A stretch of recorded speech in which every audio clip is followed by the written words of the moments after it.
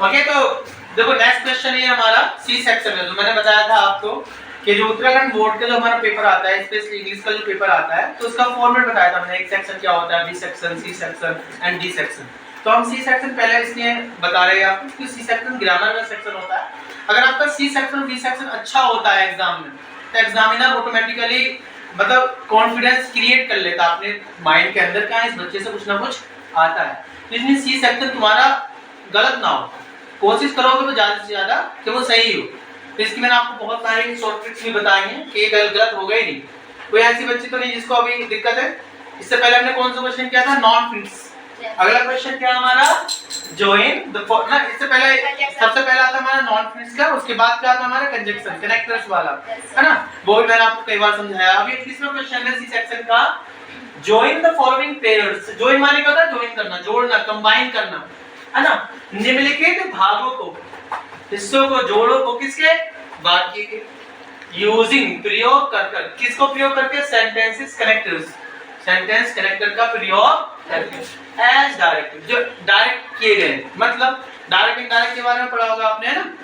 तो direct indirect की format में दी होती है कहानी, जो दी होती है सब बिगिन विद के रूप से भी जानते हैं। इसमें साफ साफ कहता हूं कि इससे शुरू करो। जैसे लिखा हुआ देखो, बिगिन विद कैन यू से शुरू करो।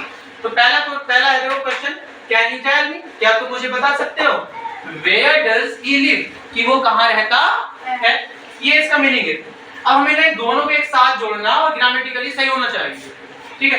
तो इसका एक फॉर्मूला मैंने आपको बताया था कि पहला वाला सेंटेंस जिससे वो कहता है एग्जामिनर, उसको हम सेम वैसे का वैसे ही जैसे भी दिया होता है, वो कोई भी सेंटेंस हो सकता है, किसी भी टेंस में हो सकता है।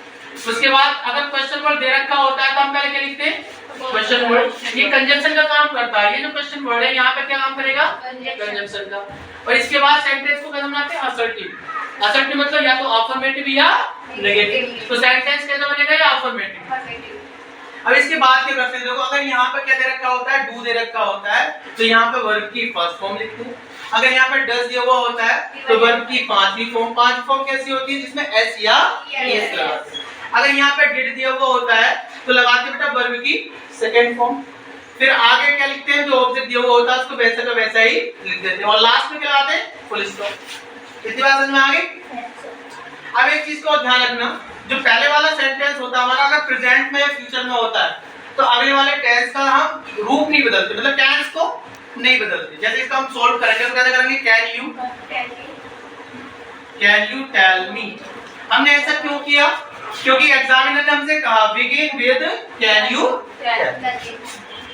सोल्व समझ में आया बेटा मैंने क्या होता है। इससे उसने कहा है एग्जामिनर ने, इससे हमें क्या करना है, शुरू करना है। तो हमने देखो इसी शुरू किया। अब क्या लिखेंगे, क्वेश्चन वर्ड। क्या लिखा हुआ देखो, वेयर। और ये वेयर किसका काम करेगा, कंजंक्शन का। उसके बाद लिखेंगे सब्जेक्ट। सब्जेक्ट कौन है बेटा, ही।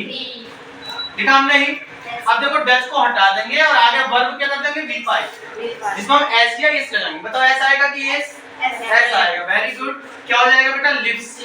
लास्ट में तो सेंटेंस क्या हो जाएगा, कैन यू टेल मी, क्या तुम मुझे बता सकते हो, वेयर ही लिव्स, कि वह कहां रहता है। तो देखो ये प्रेजेंट में दिया हुआ था, मतलब मॉडल रखा हुआ है, तो फ्यूचर में दिया हुआ है, क्योंकि मॉडल लगभग सारी की सारी क्या दिखाती है, फ्यूचर को या प्रेजेंट को, हम ज्यादा से ज्यादा।